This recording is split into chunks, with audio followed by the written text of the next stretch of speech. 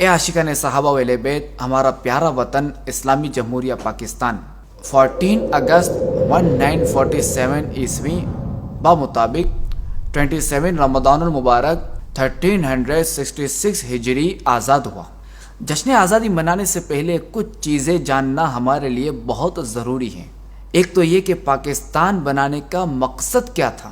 یاد رہے کہ پاکستان بنانے کا مقصد صرف زمین کا ایک ٹکڑا حاصل کرنے کے لیے نہیں تھا، بلکہ اس کا مقصد ایک ایسی آزاد ریاست تھا جہاں مسلمان اللہ تبارک و تعالی اور اس کے پیارے حبیب علیہ الصلوۃ والسلام کی تعلیمات کی روشنی میں پر امن زندگی گزار سکیں۔ پاکستان بناتے وقت ہر طرف ایک ہی نعرہ تھا، پاکستان کا مطلب کیا؟ لا الہ الا اللہ، کون ہمارے رہنما؟ محمد الرسول اللہ صلی اللہ علیہ وسلم۔ لیکن افسوس، آج ہم اس وطن عزیز پاکستان بنانے کا مقصد بھلائے بیٹھے ہیں، جس وطن کو آزادی سے عبادت کرنے کے لیے حاصل کیا گیا تھا۔ اسی کے رہنے والے اللہ عز و جل اور اس کے پیارے حبیب علیہ الصلوۃ والسلام کے احکامات کی نافرمانی کرتے نہیں گھبراتے۔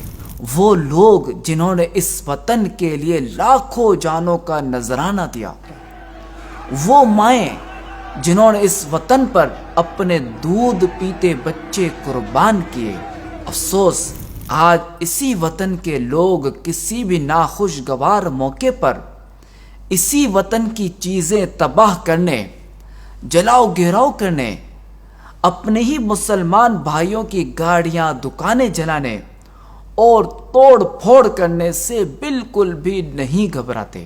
اور دوسری بات کہ جشن آزادی ہم کیوں مناتے ہیں؟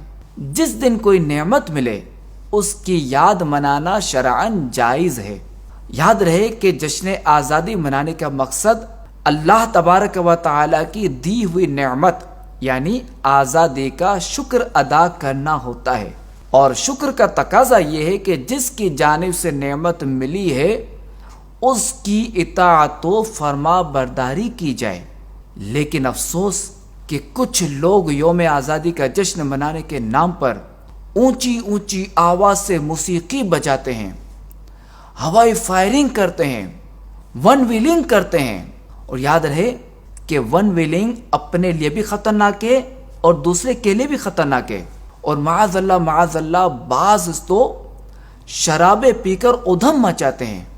یاد رہے کہ اس طرح جشن آزادی منانا شرعاً، اخلاقاً اور قانوناً درست نہیں ہے۔ اگر آپ اچھے طریقے سے جشن آزادی منانا چاہتے ہیں تو دعوت اسلامی کے ساتھ منائیے۔ دعوت اسلامی اس آزادی کے موقع پر شجرکاری کرتی ہے۔ نیکی کی دعوت عام کرنے کے لیے مدنی قافلوں میں سفر کیا جاتا ہے۔ شیخ طریقت امیر اہل سنت مولانا محمد الیاس اتار قادری رضوی دامت برکاتہم العالیہ کا مدنی مذاکرہ بھی ہوتا ہے، جس میں ملک کے استحکام اور سلامتی کی دعائیں بھی کی جاتی ہیں، اور خوش نصیب لوگ شکرانے کے نوافل بھی پڑھتے ہیں۔ پاکستان کے پرچم بھی لہرائے جاتے ہیں۔ اس سلسلے میں مدنی چینل پر براہ راست لائیو سلسلے بھی دکھائے جاتے ہیں۔ اے عاشقان صحابہ و اہل بیت، الحمدللہ الکریم، ہم اس وطن عزیز سے بہت محبت کرتے ہیں، اور یاد رہے کہ جس سے محبت کی جاتی ہے اس کے کچھ تقاضے بھی ہوتے ہیں۔ اس محبت کا تقاضا یہ ہے کہ ہم اس کی تعمیر و ترقی میں اپنا بھرپور کردار ادا کریں۔